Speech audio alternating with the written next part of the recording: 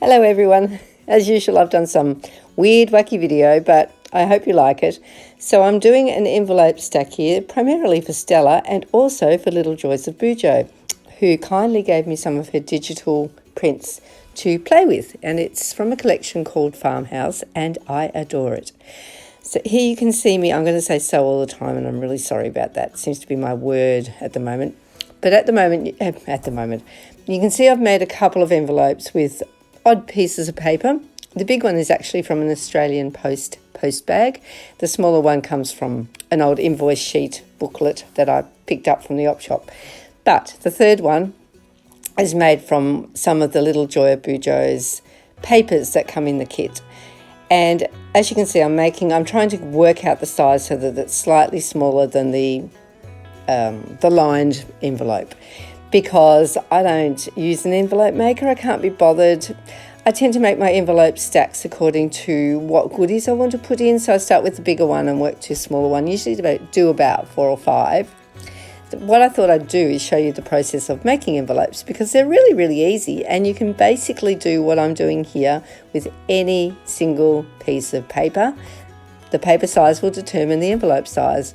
Of course, I'm not particularly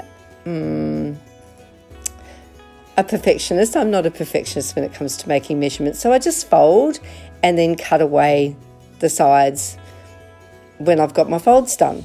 So that's why one side of this paper was folded really wide and one was not so wide, actually determined by the print on the other side of the paper, what I wanted to show.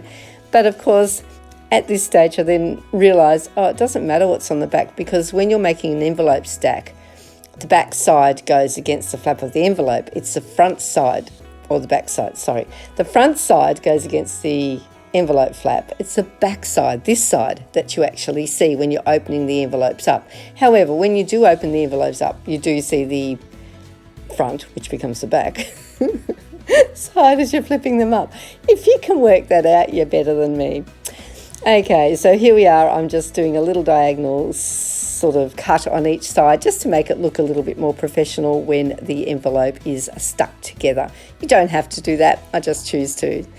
I tend to use the red line tape on these envelopes, but sometimes I use the white tape, which isn't quite as sticky. It just depends on the width that I've left, really. To stick up, because sometimes I don't leave as much width as others, and that's just, luck of the draw where the folds go, really. You could use an envelope maker, but I just find this, a little bit more creative, a little bit more free-flowing, because really that's where I'm at, isn't it, the free-flowing thing. So there I've got 3 done. 1, 2, 3, and ta-da! 4 as well. So I made 2 from the papers from Little Joys of Bujo, and 3 from, this is also that Australian post paper. But I just thought I'd repeat the process of how I make the envelopes. So if you want to give it a go with the envelope making, you can, because it ain't hard. It's easy.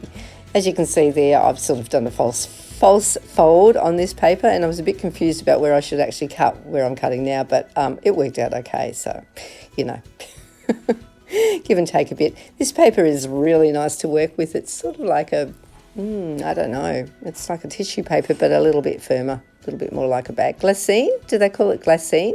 It's really nice to be able to reuse stuff anyway. So that is my envelope stack. Now I'm going to go on to doing some decorating for some of the envelopes, but not all of them, because I really wanted to showcase the Farmhouse collection.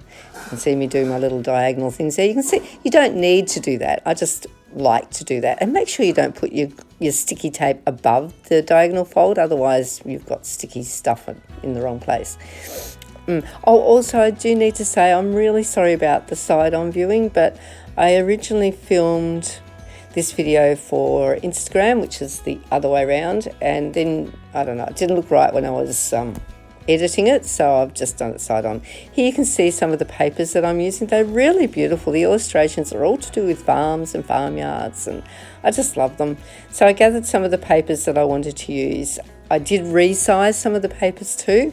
Love, love, love these mason jars, which I have resized and printed on sticker paper. Also some of the, these are the illustrations I've cut out of the pages, of the digital pages. You don't have to do that. You can just whack the whole page down on a project and hey presto, you're done. But for this project I wanted to cut the images out that I liked, that I really liked. That one is my favourite, the little milk can. And those little bookmarks, I have resized them to be tiny, tiny, tiny, and I also use sticker paper for printing those out. So that's the beauty of digital papers. Of course, you can resize them to whatever you want. Now, that particular sheet does not come from the Farmhouse collection. That's another Little Joys of Bujo collection. So the girls do not come from the Farmhouse collection, but I just liked them and I thought they worked really well with what I was doing. And I have to say, I'm a bit of a girl. That doesn't make sense. I like adding girls to my projects, and so if there's girls around, they'll get thrown in. I don't know why, it's just me. The images were really easy to fussy cut and play with. That's that mason jar, and I'm going to write on it. Oh, it's just works so well. Anyway, I love them. They're going to go on everything from now on. I'm going to do a whole sheet of them in different sizes. Yes, distracted much. So, of course, you do have to add some little dots. I haven't showed you the whole process here because it actually took me probably, let me think, about between 3 and 4 hours to washi tape, wide washi tape. Helps make the edges of the envelope, the flap of the envelope a little bit stiffer. And that helps because you're actually going to layer the next size envelope on that flap. Anyway, what was I saying? 3 to 4 hours to do the decorating. So there's a bit more to it than just flop, flop, flop. But yeah, anyway, I have no process. I just play with the bits that I've got. Now this is showing you how the envelopes stack up. So you put the tape or a bit of glue, whatever you want, but you make sure it's only on the top of the envelope that is going to go on the flap underneath. You have to be a bit careful because I always stack my envelopes a little bit at a diagonal, so you do not want that glue to go on the back of the envelope away from the flap of the previous one. Just saying, because I've done it. I've done it before, and then you can't lift them up. You can't lift the envelopes up separately to see what's inside each one, which is a bit problematic. So this one, I actually decided to decorate inside the envelope, on the inside of the flap and fitting inside the envelope.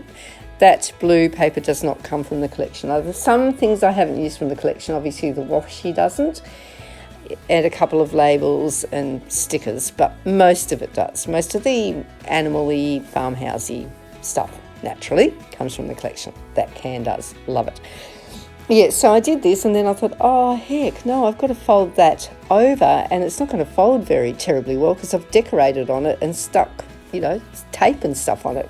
But with the help of the bone folder, it worked. So you can decorate obviously inside, but best to decorate above the fold of the flap, not over the fold of the flap of the envelope.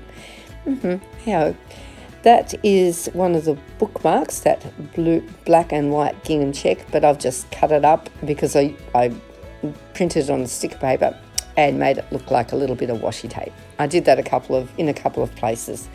I really like that washi tape that I'm just putting down now. It's like a vase of flowers. I can't remember who gave it to me, but it's really cute. Anyway, that also what I'm tucking there, and the cream, journaling spot aren't from the collection, but they look good. And they were just sitting there, so I had to use them. I love putting things on my desk and then going, oh well, I'll just use it. There's me bone foldering to get that fold. And you can see it works all right, but probably I should have just decorated above it. But I like it. So you can see how the envelopes sort of sit on top of each envelope there with the paper. And here we go on the second last envelope. So this is not the smallest top of the stack one, but the one underneath. I didn't show the top stack one being decorated. I thought you'd probably had enough by now. I hope this sort of gives you some ideas on how to use washi tape too, because I use washi all the time. And I know we get lots of samples. I love them. I love getting samples. They're one of my favourite things to get. Oh, and silly girl here decorated the top of the flap, but you know what's going to sit on top of it, don't you? Yeah, the next envelope is going to get stuck on top of it. So that was a bit of waste of time, but I enjoyed doing it anyway. So see a little bit of the envelope behind it, just not as much as you normally would see. Don't really need to decorate underneath the top. Here's a few stills of the end result process, the end, what it looked like at the end. I hope Stella really likes it. I hope you guys really enjoyed watching it. Get an idea of how to make quick, easy envelopes and get an idea of the beautiful, beautiful digital prints that you can buy very cheaply from at Little Joys of Bujo, which I will link. I believe I can do that. I don't know. I haven't made a video for ages, in the bottom of the description. So happy scrapping and thanks for looking at this. Cheers, Lizzie. Bye.